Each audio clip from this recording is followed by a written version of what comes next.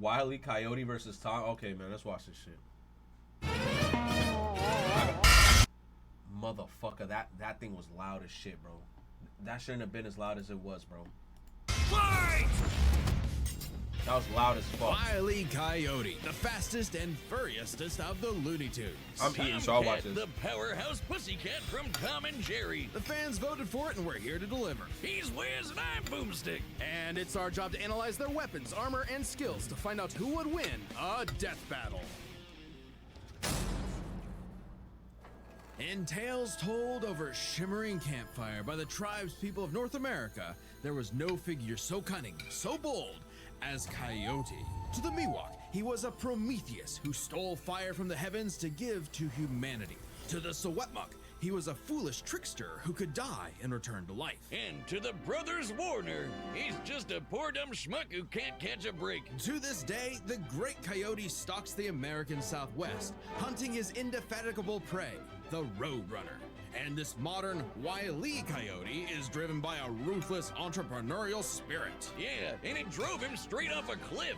He'll chase that bird-shaped happily ever after to his own inevitable undoing. Such is the lot of the common man. You might not expect it from an anthropomorphic canine Job, but Wile was born the son of world-famous hunter Cage E. Coyote. His father raised him from infancy to hound his avian adversary. Death Battle gave more attention to these two more than Warner Brothers did in the last 10 years. Predators, capable of hunting in both True. rural and urban environments. They're also speedy little demons. They can sprint at up to 43 miles per hour. Though that's cold comfort when that blue meeping bastard can make beams of light look stone still, or outrun a car that was moving fast enough to travel through time. Frankly, it's incredible that Wile manages to consistently keep up with his prey at all, but he does. No, really, it's actually stated that only a, quote, tiny little extra burst of speed separates the Coyote and the Roadrunner. Heck, Bugs Bunny himself needed to take super speed supplements in order to move fast enough to outrun Wile. But almost as fast isn't fast enough. Fortunately, Wile's got an endless assortment of gadgets, gizmos, and reams of blueprints to make up the difference. He's got your classics like dynamite, anvils, and spring-loaded boxing gloves, along with heavier artillery like heat-seeking missiles, a 10 billion volt electromagnet, and a friggin' trebuchet, a Reddit favorite. Many of which he invented himself and uses in excruciatingly detailed schemes that inevitably go awry. Despite being a self-described super genius, Wile has an officially measured IQ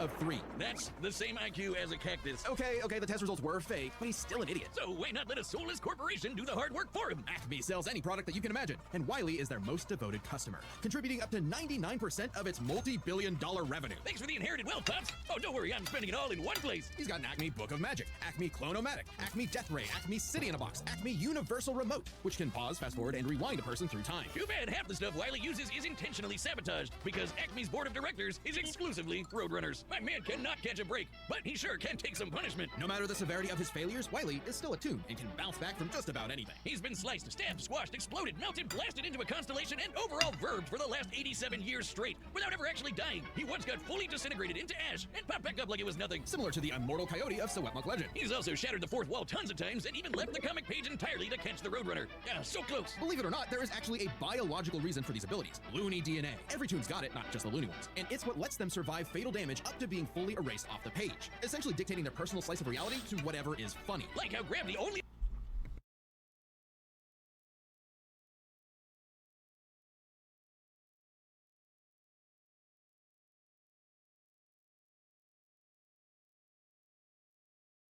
Fuck. Looney Tunes. Damn, bro. Synchro over here.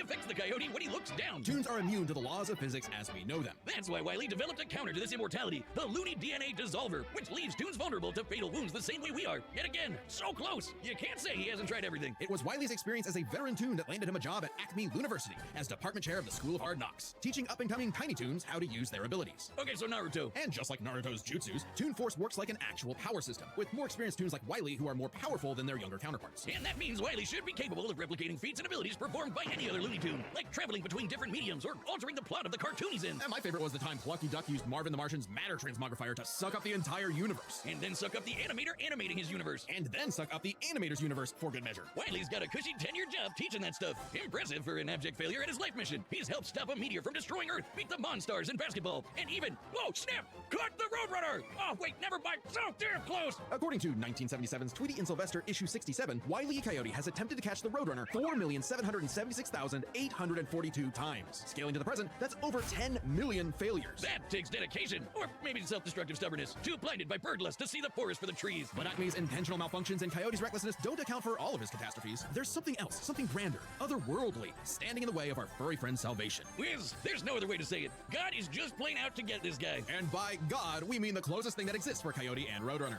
Chuck Jones. The guy that created him and helped forge the Looney Tunes into how we know him today. Originally meant to be a parody of earlier chase cartoons like, well, Tom and Jerry, Jones established several rules for their animated shorts that superseded Coyote's reality warping tune abilities. Rules that cover his obsession, faulty products, and the fact that no outside force, not even the Roadrunner, is to blame for his defeat. Just him. While other creatives have altered this formula in the decades since Jones's departure, these rules have effectively made the Coyote's defeats cosmically ordained. God nerfed Wile Coyote. In all our years making Death Battle, we have never seen a handicap like that. But what else can you expect from our fanatical furry failson? He's the Sultan of Slapstick, the CEO of Second Place, the swing and a miss superstar. As long as he picks himself back up and dusts off the ashes, that'll never be all, folks, for Wile Coyote. The year was 1939. War raged in Europe between the British Tommies and the German Jerrys. As the beleaguered English made their miraculous escape from the German encirclement off the coast of Dunkirk, one might have called the battle a game of cat and mouse. Oh wow, is that actually where their names come from? I'm looking this up. Regardless of their names' origin, William Hanna and Joseph Barbera's infamous cat and mouse duo became the undisputed kings of slapstick comedy. The formula. I is love- we all know it. Tomcat. Yo, Tom and Jerry is my shit. Same with Wile E. Coyote and Looney Tunes. I like the Looney Tunes. Like, I grew up watching, like, Bugs Bunny, Daffy Duck. Daffy Duck is that's a funny-ass dude. But Tom and Jerry, bro, hit crazy. They didn't even have to speak.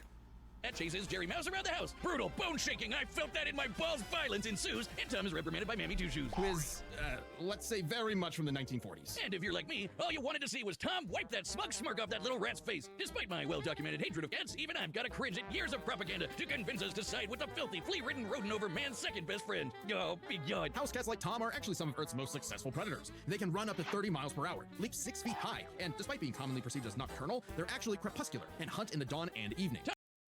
My favorite thing of Tom and Jerry used to be those fucking cats that used to come in with the hats. And then they had their chest puffed down. They go like this. And then they'd be like, yo, they used to have their chest, bro, puffed out. I used to love those cats. I'm like, nah, bro, those cats got it. They go out to beat their ass. They going crazy. Tom specifically is a British shorthair. They're strong, stocky Roman cats bred to withstand harsh conditions. And for Tom, harsh conditions is an understatement. Tom has collected a crazy assortment of weapons in his war against mousekind. Sure, most of it is the stuff you can find around the average American household, like baseball bats, lead pipes, And guns, lots and lots of guns. But he's got wackier things like a magic wand, a robo-cat, vanishing cream, and a smart cap that gives him all the knowledge in the world. I'm partial to the Sword of Light and Dark, which severs you from your own shadow, or the Rewind Remote, which can move your victim backwards through time. And you can't forget the cat car and cat jet, spelled with K's, of course, but just the cat part. Tom's arsenal is heavily improvisational, which fits his quick thinking in fights over Thanksgiving turkey. Though he often loses his bouts with Jerry, it's not usually because he's dumb or incompetent. Rather, he's just genuinely outplayed. And even in defeat, he's one tough son of a gun. He's been crushed, blown up, had every bone in his body broken, shattered, melted, and vaporized to dust, and survived. Well, mostly. Tom actually has kicked the bucket multiple times, but little known cat fact, he has 9 lives, as established in the episode Heavenly Puss. Oh, this was a Damn, GG's. Tom got 9 lives. He ain't got the Looney Tunes genes. He got 9 lives. Fuck, Tom, no.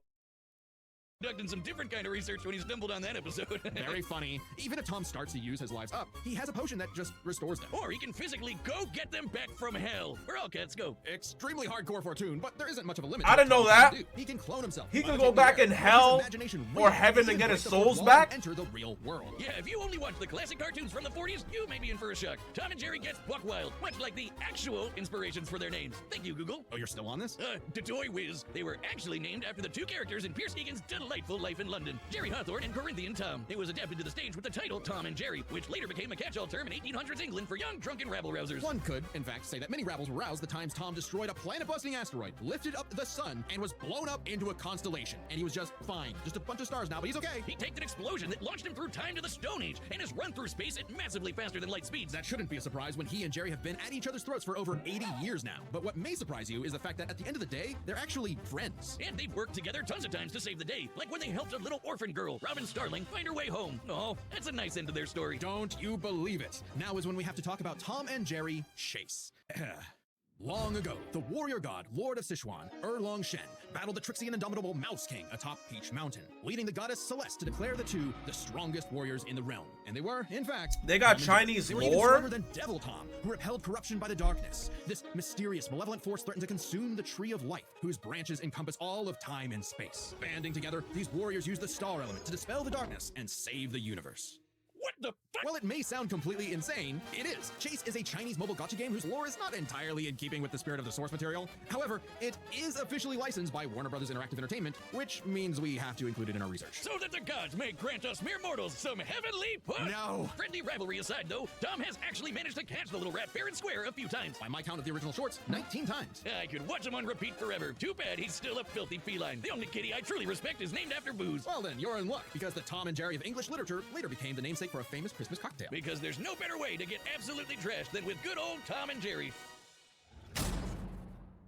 Guess what? Death Battle has merch now. That's right, Boomstick, and you can pick some up for yourself on our brand new website, deathbattle.gg. Just click the merch tab at the top. We've got mugs, stickers, shirts, and more. I'm partial to the official researcher's notebook. I promise it's not a death note. See, it says so right on the cover. Sure. There's also exclusive merch for website members, like my beer cooler, which keeps my beer nice and cold. And I guess, theoretically, other beverages too. Then there's the limited time Game Over tee, which won't be available much longer, so if you want it, go grab it quick. We'll be releasing more stuff throughout the year, so check back for updates. Picking up an item or two really helps support independent Death Battle, so we want to say a big thank you to everybody that's already placed an order. Head over to deathbattle.gg and pick the piece of Death Battle swag that's right for you. All right, the combatants are set. We've run the data through all possibilities. It's time for a Death Battle!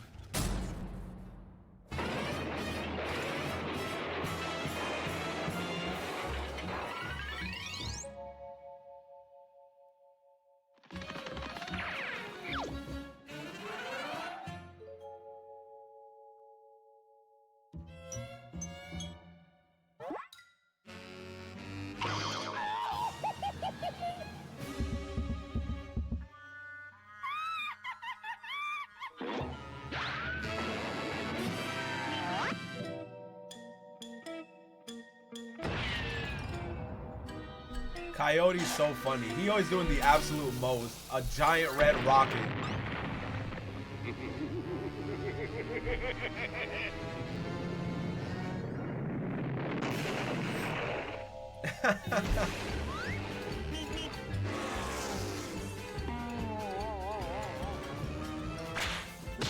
Damn.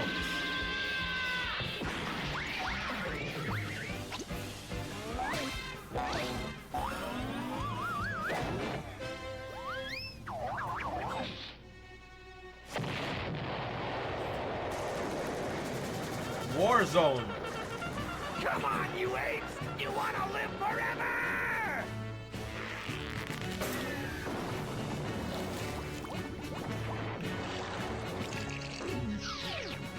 Invisibility potion. That's from like the fat lady. He got a nuke.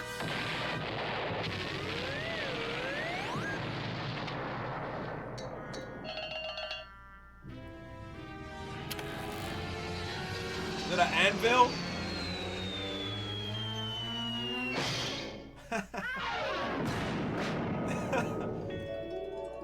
Damn, he lost his lives. Oh. Damn, he only got 1 life left. Oh man, he lost like 8 of them.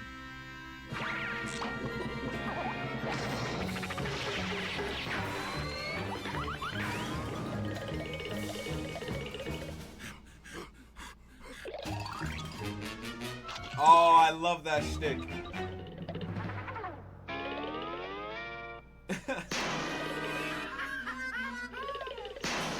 Oh my god, bro. Oh, there's a whole truck. That's crazy. That's crazy.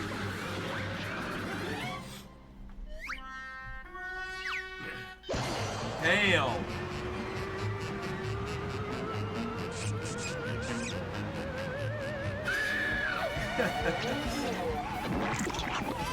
Oh no.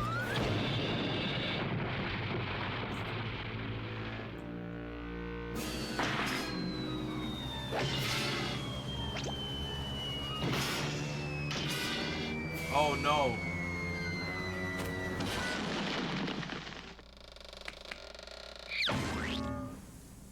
Yeah, he lost his last life. Ah, man, he got the Looney Tunes gene. Looney Tunes gene is too broken, bruh. Wile E. Coyote. He's immortal. Super genius. That's all, folks. Yup. I'm telling you, the Looney Tunes are broken, bruh. Oh, thank God one of them actually died this time. I mean, no! Animal cruelty, no! Considering coyotes eat cats, I'm not surprised. While both Cat and Coyote were incredibly powerful, they weren't literal gods who could snap their problems away. They had limitations and weaknesses that could be exploited, especially by each other. Let's first talk their stats. Both were strong enough to contend with universe-threatening phenomena, but comparing Wile E. to Plucky Duck, Looney Tunes can not only destroy their own universe, Yup. but their animators as well. And while Tom could move faster than light, Wile E. could keep up with the Roadrunner, who could outspeed a car fast enough to travel through time. That's immeasurably fast, and much faster than Tom. Wile E. gets the edge in stats. Wile E.'s arsenal was a bit better too, believe it or not. Even eliminating the devices that have been shown to malfunction, he still countered everything Tom had. The biggest being the Looney DNA Dissolver, which could render Tom's cartoony healing factor moot and end the fight. While Tom has never been shown to have Looney DNA specifically, the concept clearly has nothing to do with actual DNA molecules. Looney Tunes have been erased completely and still returned, so it's clearly something more fundamental to their essence. And since the Dissolver works on any tunes, not just the Looney ones, it should apply to Tom. But considering how much of a screw-up Wile E. is, it wasn't a sure bet. Hell, it could have backfired, especially considering how much more competent Tom is. When it came to intelligence, Wile E.'s engineering and scheming genius were often defeated by his own ego and stubbornness. Tom, on the other hand, was consistently more flexible, pragmatic, and victorious in his fights. He definitely gets the edge there. Oh, and Tom has one other big advantage. He doesn't have God nerfing him. And that's the big question. Was Tom capable enough to benefit from Wile E.'s narrative-enforced bad luck and see the DNA Dissolver backfire against him? That bad luck is a core part of Wile E.'s character as a cartoon. So let's call it That his, part is crazy. You saw the tooliness. bridge? To find the answer, we dug deep through the bowels of Looney Tunes lore and ended up in an unexpected place. Space Jam. Where Wile E. yet again fails against the Roadrunner, but against the villains of the movie, the Monstars, he actually scores. And scores again in the sequel, more than anyone else. But according to Chuck Jones's rules, that shouldn't happen, right? Throughout his entire history, Wile E.'s cosmically ordained failures only occur when he's specifically chasing the Roadrunner. Yeah, that's or true. other tunes the plot bends around like Bugs, because that's Nah, what 'cause Chuck Bugs is Jones's also rules OP. were written for. Bugs, Coyote look. and Roadrunner cartoons. No matter what, bro, Bugs Bunny was another entity in Looney Tunes where he was like OP as shit. Bugs Bunny, damn, bro. But I don't know if Bugs Bunny have multiple lives, but I mean he does have the Looney gene, so I feel like Bugs Bunny is also low-key immortal. And even then, looking closely, they've been broken a few times throughout the decades. My favorite version of Bugs Bunny though is the piano Bugs Bunny. When he's in the orchestra playing the piano and he'd be like, yo, I still love that clip where he shot the guy in the crowd because he was coughing. He said, my man pulled out a whole revolver and killed the guy in the crowd. He said, bang. He said, yo, be quiet. During Chuck Crazy. Jones's tenure. Without the universe nerfing him, there's no reason to think Wile E. couldn't eventually land a hit with the Looney DNA Dissolver. Especially yeah, when Piano the Bugs only Bunny is one of my reason it favorites. failed was because of the Roadrunner's intervention, a direct violation of Chuck Jones's limitations on the Coyote. And especially when it's the only thing that either one had that could kill the other. Despite lacking Wile E.'s narrative impediments, and despite having a better track record overall, Tom ultimately had no surefire way to kill Wile E., whereas Wile E.'s superior strength, speed, and Looney arsenal ensured his victory. Wile E. gave one hell of a chase and left Tom Jones in for a rematch. The winner is Wile E. Coyote. Next time on Death Battle. Look, anything in regards to Death Battle, if it's a Looney Tunes character going up against somebody, the Looney Tunes character most likely winning. Looney Tunes versus Superman. Yo, Bugs Bunny versus Superman. Daffy Duck versus Superman. It's gonna be a crazy one. Spider-Man? A light real Oh, question. Bugs Bunny versus Popeye. Deku versus Miles? Oh, I think Miles is about to get his ass beat. I'm not gonna lie to you, bro. I know Miles got Spidey senses and shit, but Deku fast and he had All Might shit. Miles goes solo? Cypher said Miles solo? Nah, bro. I don't think Miles gonna beat Deku, bro. Deku kind of diesel, especially because it's anime, man. Anime. Subscribe and join as a member to see more Death Battle. Thanks for watching. Especially if Deku got his Popeye's chicken. That shit is. Hold on, check it out. I just like that shit is bussin'. That shit is bussin'. If he got the Popeye's chicken on deck too, over. Yeah, Deku I think is gonna be too strong. Deku will win unless there's some random one-off comic where Miles becomes a god. True. Nah. You know what? I gotta take into consideration the comic books, because there's always some type of lore in the comic book where they're gonna be like, Miles in this comic that came out last year, actually ate a devil fruit from One Piece, and I'll be like, what? I didn't know about that chapter. Yeah, bro, he ate a devil fruit from One Piece, and he also had this power at the same time. I don't know, man. Yeah, so that's gonna be an interesting episode.